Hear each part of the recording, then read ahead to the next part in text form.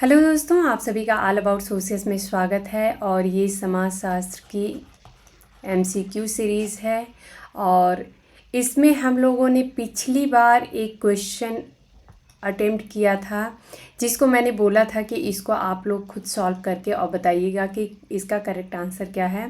प्रश्न ये है कि भारत में उच्च शिक्षा के आधुनिकीकरण के प्रभावों का अध्ययन किसने किया है।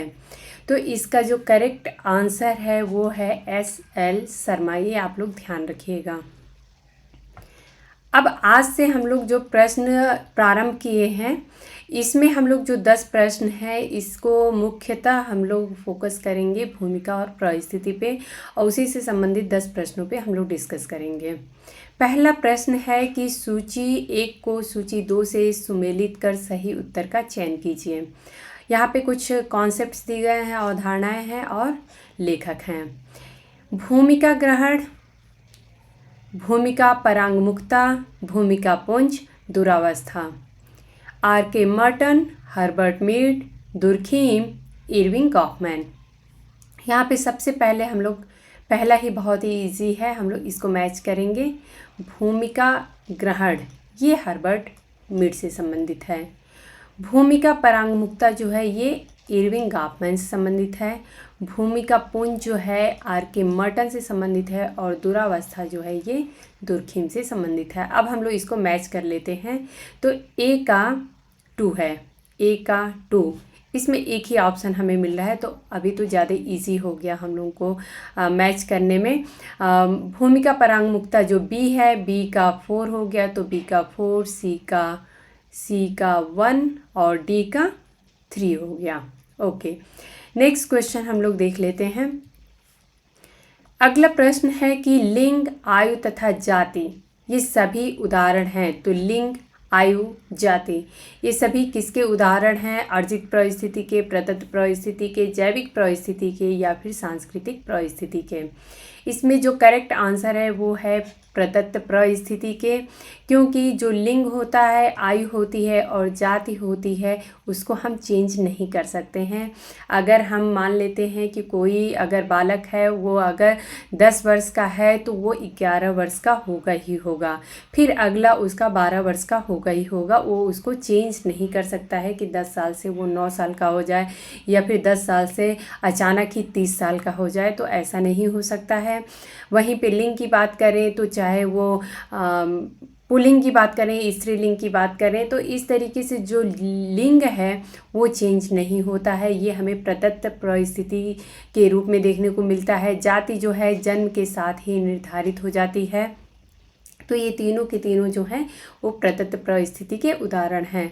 अगला प्रश्न है कि निम्नलिखित में से कौन प्रदत्त परिस्थिति का आधार नहीं है। तो यहाँ पे लिंग अभी हम लोगों ने देखा कि प्रदत्त परिस्थिति से संबंधित है। आयु जो है वो प्रदत्त परिस्थिति से संबंधित है। नातेदारी जो है ये भी प्रदत्त परिस्थिति से संबंधित है, क्योंकि अगर पापा की बहन या पिताजी की बहन अगर हमारे यहाँ हैं तो उनको बुआ हम कहेंगे ही कहेंगे, उनको हम चेंज नहीं कर सकते हैं। या फिर जो भी है मौसी, मामा, चाचा, जो भी रिश्ते होते हैं, नातेदार हमारे होते हैं, तो ये हमें जन्म के साथ ही मिलते हैं, उन्हें हम बाद में बदल नहीं सकते हैं। यहाँ पे तकनीकी योग्यता जो है ये प्रदत्त परिस्थिति का आधार नहीं है, क्योंकि हम तकनीकी योग्यता जो है वो अर्जित करके प्राप्त करते हैं। अगला प्रश्न हम लोग देख लेते हैं कि भूमिका के बारे में निम्नलिखित में से कौन सा कथन सही है। यहाँ पे ये आप लोगों को ध्यान रखना ज़रूरी है कि कौन सा कथन सही है या फिर कौन सा कथन सही नहीं है। तो सबसे पहले तो आप लोगों को इसी को सर्कल कर लेना है कि सही पूछा जा रहा है। पहला है कि भूमिका वह कार्य है जिसे एक व्यक्ति प्रत्येक परिस्थिति के अनुरूप संपन्न करता है। दूसरा है कि भूमिका का परिस्थिति से कोई संबंध नहीं होता है। तीसरा है कि भूमिका स्थिर होती है।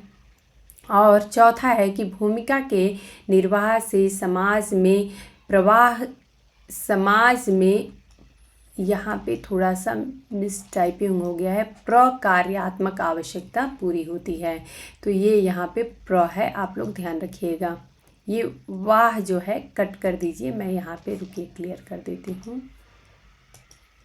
ये वाह जो है ये काट दीजिए, प्रकार्यात्मक आवश्यकता पूरी होती है। अब यहाँ पे हम लोगों को मिलान करना है कौन सा हमको जो है करेक्ट आंसर है। तो 1 और 2, 1 और 3, 2 और 4, 1 और 4। यहाँ पे अब हम लोग थोड़ा समझ लेते हैं कि भूमिका का प्रस्थिति से कोई संबंध नहीं होता है। ये बिल्कुल ही गलत है, क्योंकि भूमिका प्रस्थिति के साथ ही बदलती रहती है। किसने कहा है? राल्फ लिंटन ने कहा है।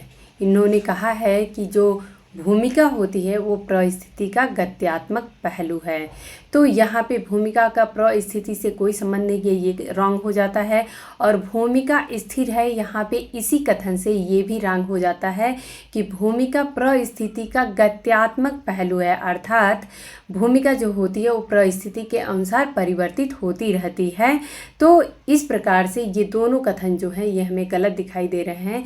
तो कथन 1 और कथन 4 जो है कि भूमिका वह कार्य है जिसे एक व्यक्ति प्रत्येक परिस्थिति के अनुरूप संपन्न करता है, और दूसरा कि भूमिकाओं के निर्वाह से समाज में प्रकार्यात्मक आवश्यकता पूरी होती है।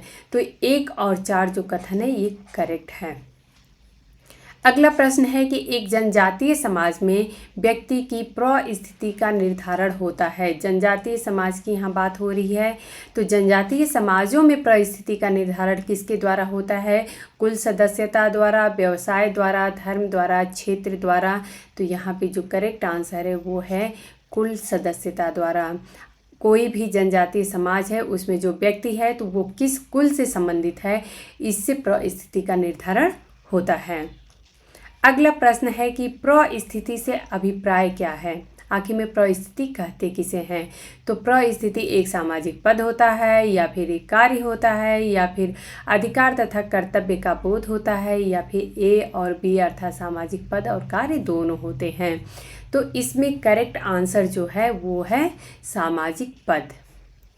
परिस्थिति जो होता है वह एक समाज में हमें कौन सा पद दिया गया है, एक सामाजिक पद होता है। अगला प्रश्न है कि रोल मॉडल की अवधारणा किसने विकसित की थी?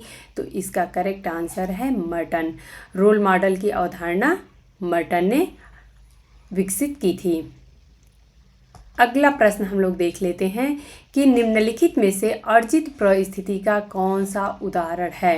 यहाँ पे बाल्यावस्था है, तो बाल्यावस्था हमें प्रदत्त परिस्थिति में देखने को मिलेगा। नारीत्व है, ये भी प्रदत्त परिस्थिति में है। नागरिकता है, जन्म के साथ ही हमें मिलती है। आचार्यत्व जो है ये ऑप्शन करेक्ट हो जाएगा, क्योंकि ये हम अर्जित करते हैं, हम पढ़ लिख के, और जब आचार्य बनते हैं तो ये चूँकि अर्जित परिस्थिति के अंतर्गत आता है। अगला प्रश्न है कि निम्नलिखित में से कौन परिस्थिति का सूचक नहीं है। यहाँ पे आप लोगों को ये पूछा जा रहा है कि आखिर में परिस्थिति का सूचक इसमें से किसको हम नहीं मानेंगे। तो परिस्थिति के सूचक में भारत रत्न आएगा, क्योंकि वो उसकी स्टेटस को बता रहा है कि फला व्यक्ति जो हैं भारत रत्न हैं। तो इस प्रकार से ये जो है ये परिस्थिति का सूचक माना जाएगा। बी है श्रमिक जो है ये परिस्थिति का सूचक नहीं माना जाएगा, क्योंकि ये श्रमिक एक जो है वो एक कैटेगरी है, एक वर्ग होता है। नाइटहुड का अगर खिताब देख लें तो ये भी परिस्थिति का सूचक है। नाम के पहले पंडित जो लगाते हैं ये शब्द का जो प्रयोग होता है वो भी परिस्थिति का सूचक होता है। तो ये तीनों ऑप्शन जो है ये परिस्थिति के सूचक हैं, जबकि श्रमिक जो होता है वो एक वर्ग को बताता है, तो ये परिस्थिति का सूचक नहीं है। और आज का आखिरी प्रश्न है कि पति पत्नी एवं डॉक्टर मरीज जैसी परिस्थितियों को कहा जा सकता है। तो इनको क्या कहते हैं? जो जोड़े में हमें दिखते हैं, पति पत्नी हो गए, डॉक्टर मरीज हो गए, और दुकानदार और ग्राहक हो गए। इस प्रकार के जो हमें परिस्थितियाँ देखने को मिलती हैं तो इनको क्या कहते हैं? तो प्रतीति परिस्थितियाँ, विपरीत परिस्थितियाँ, पुंज परिस्थितियाँ, या फिर युग्म परिस्थितियाँ। तो इसका करेक्ट आंसर है कि युग्म परिस्थिति इसे कहते हैं, क्योंकि ये हमें जोड़े में दिखाई देते हैं, और युग्म को हम क्या बोलते हैं?